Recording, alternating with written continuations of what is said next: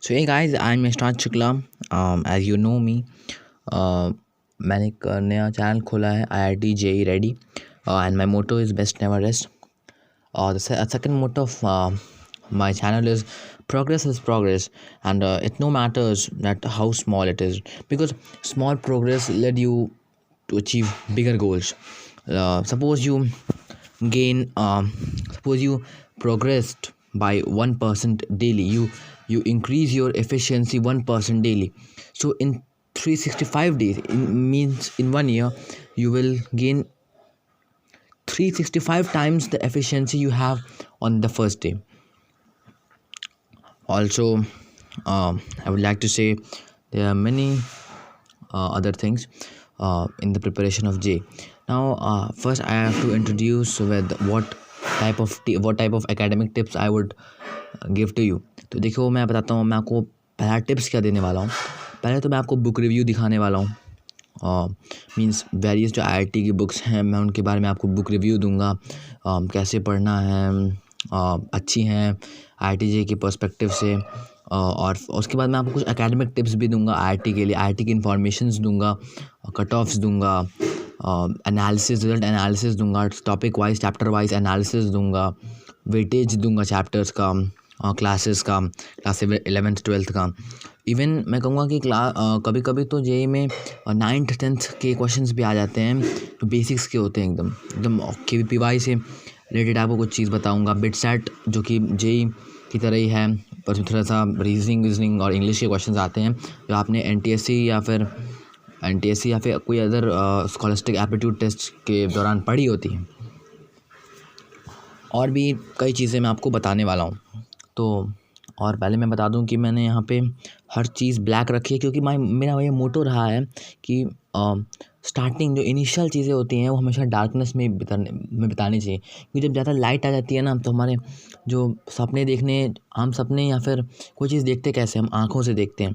तो जब बहुत ज़्यादा ही ब्राइट लाइट आँख में पड़ जाएगी, तो हमारी आँख जो है वो ब्लिंक करेगी, फिर बंद हो जाएगी. ज़्यादा लाइट पड़ने से भी हमारी आंखें ख़राब होती है, तो हमारा फ्यूचर पहले ही डैमेज हो जाएगा. उससे बढ़िया कि डार्कनेस इज़ बेटर. किसी चीज़ को स्टार्ट करने से पहले darkness is better. First 15-16 videos में डार्कनेस में ही आपको कुछ टिप्स दूंगा. तो इस तरह से आप JEE की प्रिपरेशन कर सकते हो. JEE की प्रिपरेशन में ये है कि इट इज़ नॉट, JEE में ऐसा नहीं है कि आप 2-2 घंटे पढ़ते हो, तो मतलब आप 8-14 घंटे पढ़ते हो तो बस 2 घंटे ही काफ़ी हैं. पर लेकिन हर टॉपर का कहना ये है कि कंसिस्टेंसी होना इम्पॉर्टेंट है, यानी कि कॉन्टीन्यूटी से. हम जब आप 11th में फ्लूइड मैटर के बारे में पढ़ रहे होगे, तो आप एक कॉन्टीन्यूटी का एक इक्वेशन पढ़ोगे फ्लूइड मैकेनिक्स में, हाइड्रोस्टैटिक्स में. तो उसी की तरह कॉन्टीन्यूटी इज़ इम्पॉर्टेंट. जो रिवर या फिर जो पानी रुक जाती है, उसमें कीड़े पड़ने लगते हैं. और वही जो रिवर होती है वो हमेशा फ्लो करती रहती है, वो हमेशा साफ़ रहती है. उसके पानी को हम, that is the water is portable, हम उसे पी सकते हैं, that is portable water. But जो पॉन्ड में जो वाटर होता है वो उसी में रहता है, और उसी में कॉन्टिमिनेटेड भी होता है और ख़राब भी हो जाता है. तो वैसा ही कुछ है. और अब कुछ एकेडमिक टिप्स से स्टार्ट करते हैं.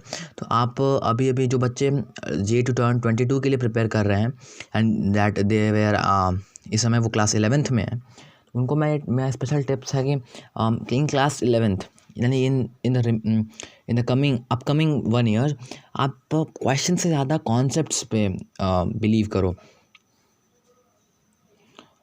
ऐसा मैंने क्यों कहा, क्योंकि ये बात मैंने कई टॉपर्स के मुंह से सुनी है, या फिर मैंने उनके इंटरव्यूज़ में देखी है.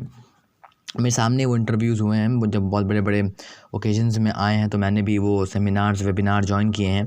तो मैंने उनके मुँह, उनके उस मतलब उनके फ़ेस टू फेस जब हम एक हॉल में बैठे होते हैं, तो वो अपने मुँह से वह बात बोल रहे हैं कि जैसे continuity is important.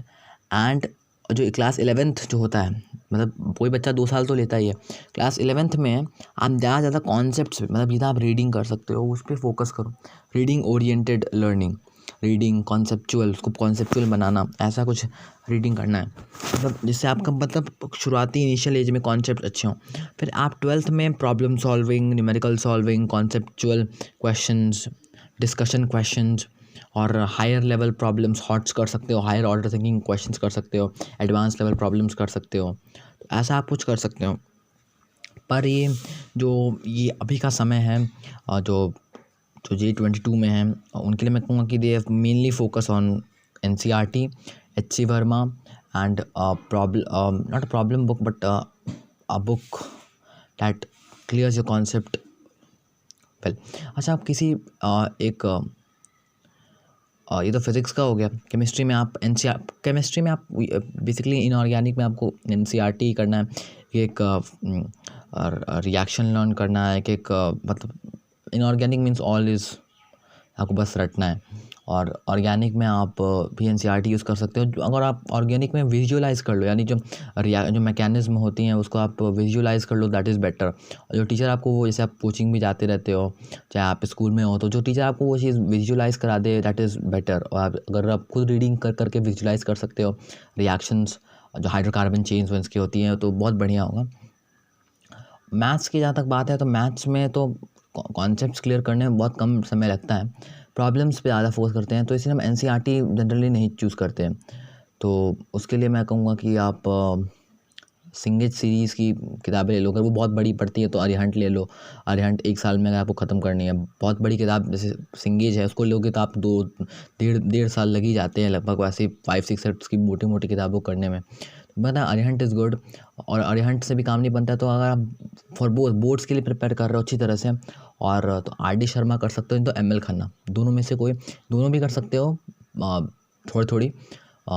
RD Sharma की थोड़ी प्रॉब्लम कर सकते हो बेसिकली 12th की, और ML खन्ना तो वॉल्यूम 1 वॉल्यूम 2 कर सकते हो, क्योंकि उसमें IIT रुड़की के प्रीवियस ईयर क्वेश्चंस है।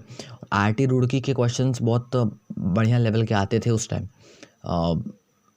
जब 2000 के आसपास बहुत बढ़िया क्वेश्चन हुआ करते थे वो। तो आप ML खन्ना कर सकते हो। RD शर्मा आप अपने RD Sharma is a good book, because 6 से जो करता आता है वो काफ़ी बढ़िया, 6, 7, 8, 9, 10th करता आता है, तो उसके कॉन्सेप्ट बहुत अच्छे होते हैं। फिर 11, 12th में करता है तो और कॉन्सेप्ट अच्छे होते जाते हैं।